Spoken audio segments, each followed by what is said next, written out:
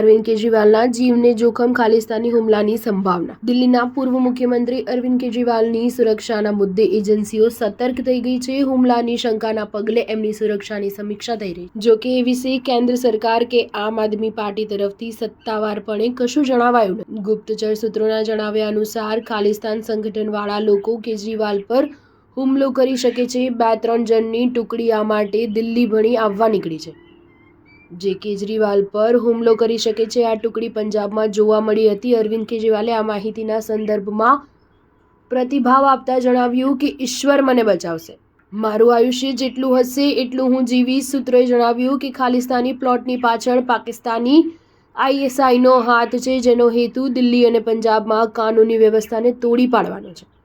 આ માનવ ગુપ્તચર છે, અમે વધુ માહિતી મેળવવાની કોશિશમાં છીએ, એમ સૂત્રોએ ઉમેર્યું।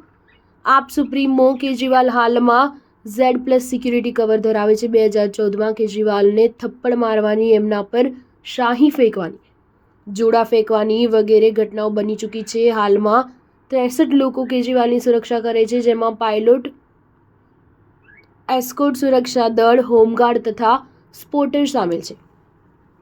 આ વ્યવસ્થામાં કુલ 47 લોકો છે, જ્યારે CRPFના 15 જવાનો સામેલ છે।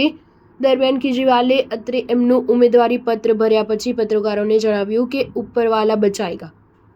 દિલ્હીમાં 5 ફેબ્રુઆરીએ વિધાનસભા ચૂંટણી યોજાશે। એમણે ઉમેદવારી પત્ર ભરતા અગાઉ કોનોટ પ્લેસ સ્થિત પ્રાચીન હનુમાન મંદિરમાં પ્રાર્થના કરી, જાકો રાખે સાઈયા, માર સકેના કોઈ, ઈશ્વર મારી સાથે છે, એમ એમણે પત્રકારોને જણાવ્યું। દરમિયાન કેન્દ્રના ગૃહ મંત્રાલયે ઈડીને દિલ્હી એક્સાઇઝ નીતિ સાથે સંકળાયેલા મની લોન્ડરિંગ કેસમાં કેજરીવાલ સામે ફરિયાદ કરવાની મંજૂરી આપી છે। હમણાં જામીન પર છૂટેલા કેજરીવાલ નવી દિલ્હી બેઠક પરથી દિલ્હી વિધાનસભા ચૂંટણી લડશે। સ્ટાર ન્યૂઝ 7 હંમેશા સચ્ચાઈની સાથે।